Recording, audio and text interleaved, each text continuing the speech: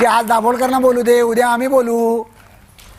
आणि आपल्याला माहीत असेल की हिंदू हृदय सम्राट नंबर 1, नंबर 2 नंतर झाले. नंबर 1 स्वातंत्र्यवीर सावरकर काय म्हणाले? स्वातंत्र्यवीर सावरकर वटसावित्रीच्या पूजेबद्दल असं म्हणाले की वडाचं झाड जोपर्यंत उभं आहे तोपर्यंत खाली बसलेल्या पांथस्थाला सावली देणार. तेच वडाचं झाड ज्यावेळी जीर्णशीर्ण होणार त्यावेळी त्याच पांथस्थावर कोसळून पडणार.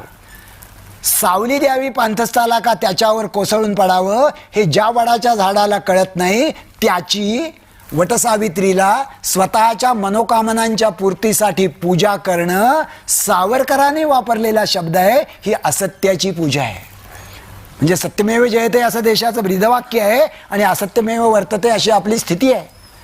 आणि त्याच्यानंतर तर राजर्षी शाहू महाराज झाले की ज्यांनी अतिशय कृतिशील संघर्ष जातीव्यवस्थेविरुद्ध केला. आणि त्यानंतर दस्तुरे खुद्द डॉक्टर बाबासाहेब आंबेडकर झाले की त्यांनी धम्माला नीतीचा पर्याय धर्माला देण्याचा प्रयत्न केला.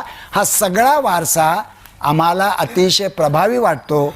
आणि अतिशय महत्त्वाचं म्हणजे यापैकी बहुतेकांचा वारसा हा कर्त्या सुधारकांचा वारसा आहे. ह्या मंडळींनी जे मांडलं आणि जे बोलले तसे ते वागले.